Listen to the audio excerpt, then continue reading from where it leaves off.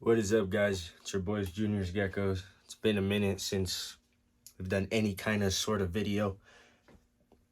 I was supposed to do a rack build video, but if you follow me on Instagram, you do know I shattered my wrist recently on the snowboarding adventure of mine. Still pretty much healing from that. I've been out of work for like 2 months, and I just don't even know when I'm gonna bounce back. It's definitely it's been a hard process. I mean, from going to not being able to use your wrist or being able to use your wrist in the snap of like an hour and third, like an hour, your wrist is literally donezo. So yeah, that's been the process. As you can see, I got a, damn, I'm horrible. Can't really see it with this lighting, but yeah, I got a plate there now, and they have to go in 2 sites, and I'm basically at the part where I'm trying to teach my wrist how to work again, which is it's definitely a mental game for sure. So that's the reason why we've been like so distant from all the social platforms like Instagram, and I've been trying to get into Facebook more, but it's pretty much why we've been like off social. I've just been in a different state right now and just kind of focusing on the geckos a lot more than social. But I did want to do a quick video today talking about Gecko Genetics and what we're doing with the Gecko Genetics project. I did talk about the purple heads on my last video that I did post.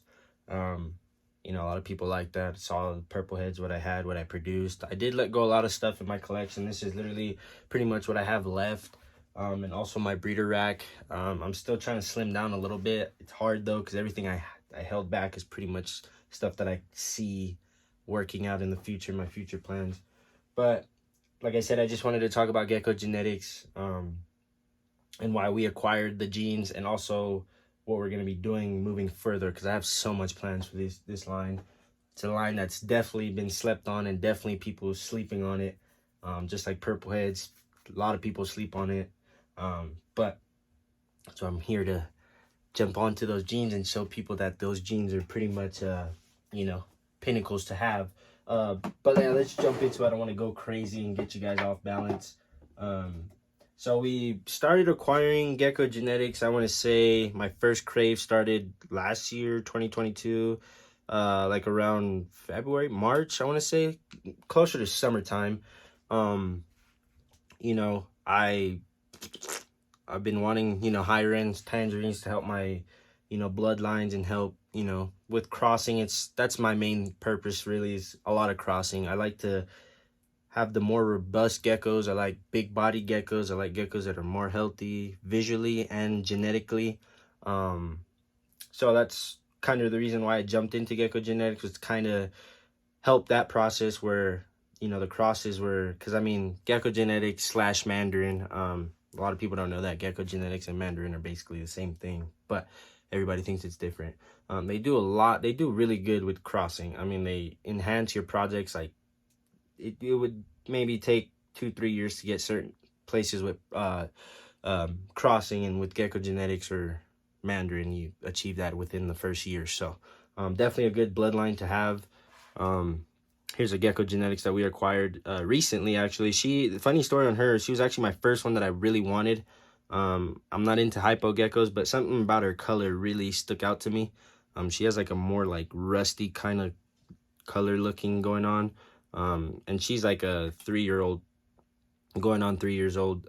She was hatched in 2020, so yeah, she's gonna be three years old this year, and still holding on some really nice color. I mean, she's pretty much John's holdbacks, and I kind of like that. Every time I get a gecko from John, it's literally his holdback stuff.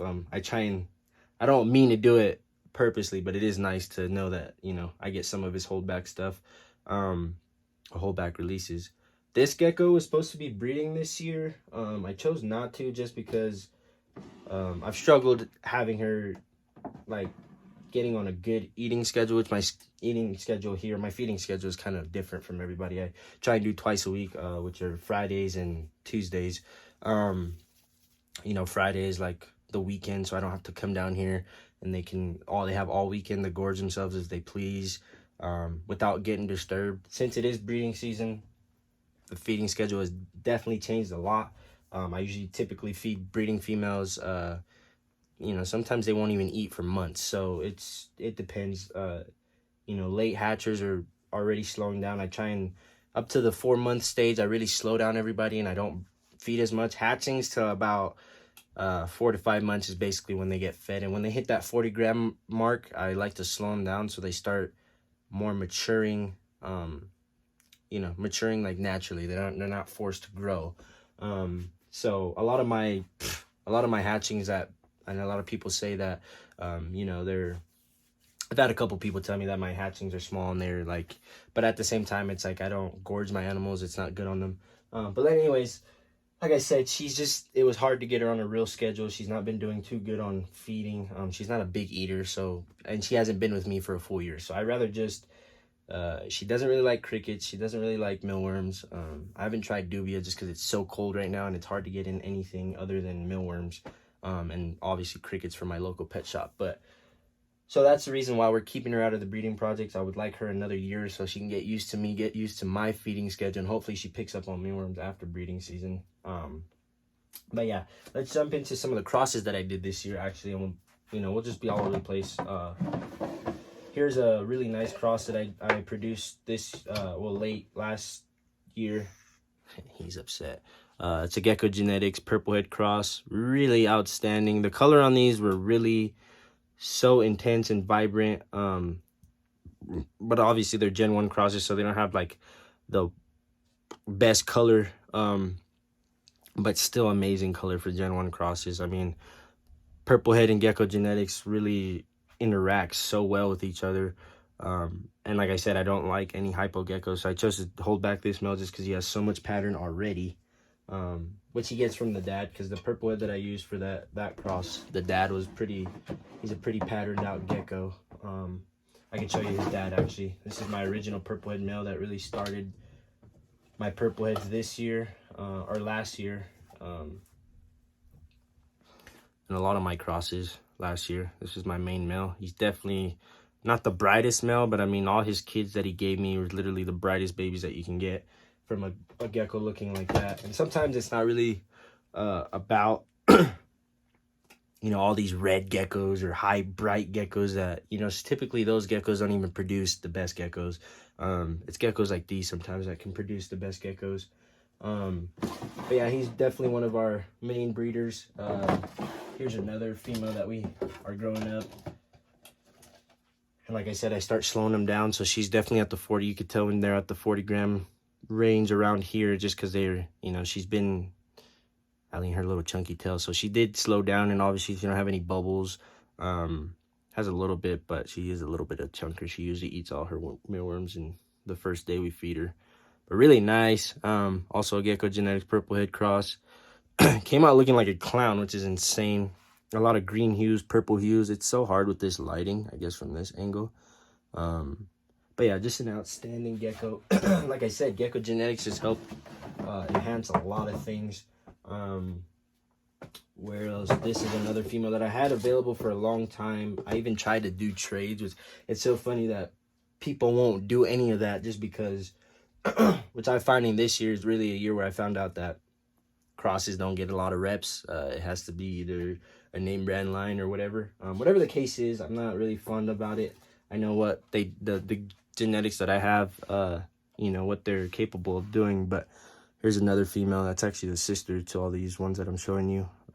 Super nice, really outstanding. She's like super orange. She has she was actually red when she was younger, but she just got a little more orange and the pattern on her. The reason why I was wanting to sell her or even offer her up is because she's identical to her mom, and already, you know what I mean? It's always, you want to keep stuff that's different instead of the parents, you don't want to keep you always want to do better, basically. So that's the only reason why she was available. My outstanding male, he's actually on a slump right now because we did breed him. So he's off food right now, which is why I kind of regret, because he is a little younger male and he's just choosing not to eat. But this is probably my best male that I ever produced. It's so hard with this lighting. I can't get there good. Ah, man. But yeah, this is another Gecko Genetics purple head cross. Such a unique gene to have. Like I said, it just really brightens up everything. See if this female we'll leave that female. I won't show too much of those crosses. But let's show you some more Gecko Genetics, actually. Gecko Genetics. Here's my best female in-house. What's up, mama? Oh my god, dude. This gecko is phenomenal. So this is her second year here. Now that's a red gecko. You know what I mean? That's a red gecko.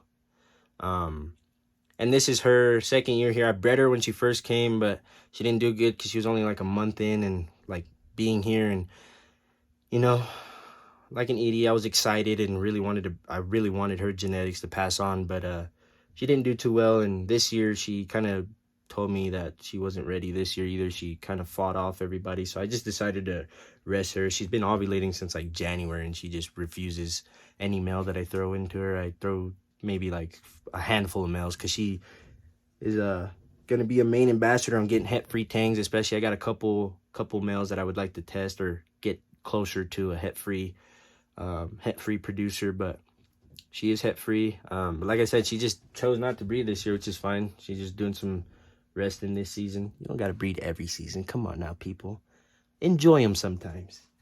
But yeah, she's like my best that I ever acquired. Till death do us apart. I think that gecko is an ambassador for me for a while. Here's a female that we chose to breed. I really was hoping she did good this year. Just super dark. And I did talk to John because I got a lot of my tangerines coming from John, just because I have certain phenotypes that I want to acquire before I start venturing into new bloodlines. You know, meaning like het-free, and he pretty much has a lot of tangerines that I like, a lot of pattern and a lot of, you know, stuff that doesn't have eclipse. A lot of tangerines now have a lot of eclipse. They're hypo, and that's not the wave I want to go in, the direction I mean. But yeah, really nice female. I bred her, and I actually talked to him, and I think these two are sisters. That's why she's so nice, but they're like half sisters.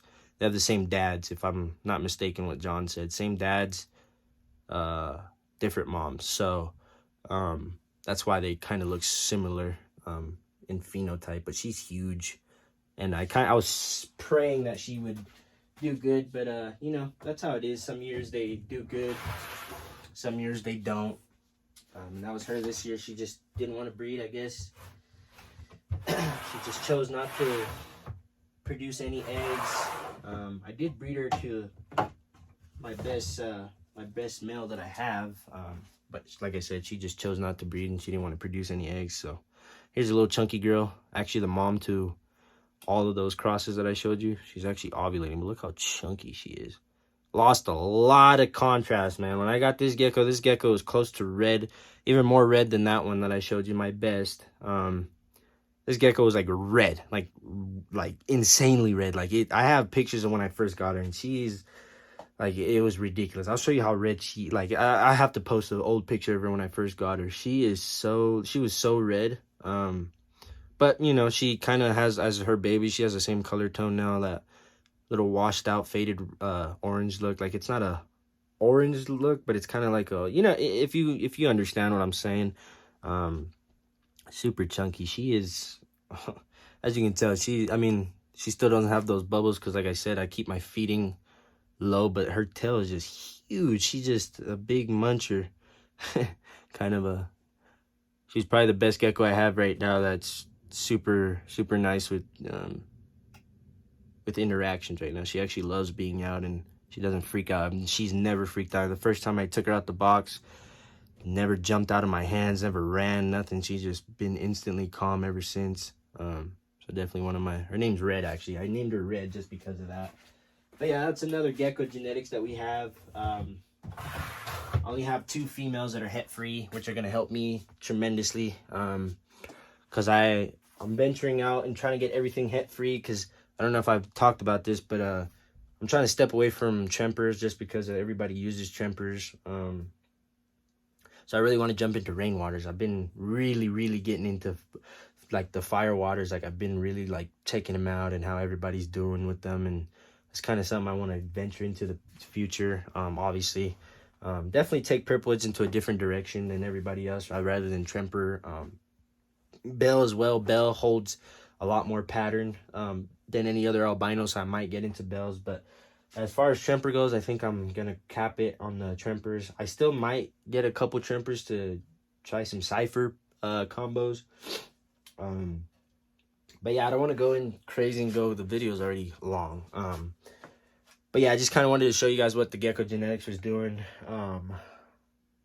I was trying to get more crosses this year, but those females weren't really cooperating. Like I said, I took her out for the season, which I wasn't intending on pairing everything this season. I got some news coming up. Hopefully, by this Wednesday, I should be giving some news of why I've selectively dropped massive amount of geckos. I mean, I went from holding back like 45 to only holding back like 25. So, definitely want to give you guys an update on that. Also, pairings, like, I've been going crazy. I just paired this crazy purple head that I produced. I guess I'll show it off. I paired this purple head that I produced last year. One of my best purple head females. She just came out of breeding. Paired her to like a really, shout out to Blizzy Bolts from Greg from Blizzy Bolts. He actually helped me acquire this male. We had a little trading going on, and we were able to help each other out. And so I got this male. It was definitely took some convincing to get this male, but I mean, look how bright this male is compared to that female, though. Insane. Just started pairing him up. He's a little young, but he's at a good weight where I'm comfortable breeding him. So yeah, we just bred that. That's probably gonna be the cap on this year. Seeing it's not going too well. I mean, a lot of females that I bred are first timers. I'm resting my older breeders and using new breeders, so that's not going too well, which is expected. I think it's been like, this is gonna be like almost a month really since my last pairing until I started pairing this purple heads, and I only got 2 viable eggs in the incubators. So pairings are not going too well, or females are not laying too well this year, which is okay. That was expected, but I did want to give my older breeders some space and give them a time off, and they also, I feel like they needed it as well. They already let me know early on when they started ovulating, so nobody really wanted to breed this year. But yeah, I hope you guys enjoyed the video. Like I said, more updates are going to come. I'm going to try and film a lot more since I'm out right now. Give me something to do. That thing is so gnarly. Look at my normal wrist, right? And then look at my, so stiff. Like I'm saying, it's like can't even go back. It just, that's how it's supposed to be. That's as best as I can get it right now. But yeah, like I said, since I'm out and I'm trying to heal, might as well do some update videos, get back into it. My mental game has been off since that, and especially with my job, it's hard to not be, it's hard to, for my job especially, I need to be capable of having mobility of all my limbs. It's a demanding job, and it's, so definitely, like I said, gonna be giving you guys more updates and talking about more projects. Definitely drop in the comments what you guys want to see. I know people like to see new babies hatching. Hopefully we can get the incubators filled up, so later on, like May, June, we could do some more update videos on hatchings and how we kind of get the hatchings started, and how we prepare them to, for sales or whatnot. But yeah, like, subscribe, follow me on Instagram at Juniors Geckos, Facebook as well. I'm trying to become more active on Facebook. Also, like I said, stay tuned for more YouTube videos. I'm definitely going to try and do that. But yeah, man, that's all I got for today. So peace.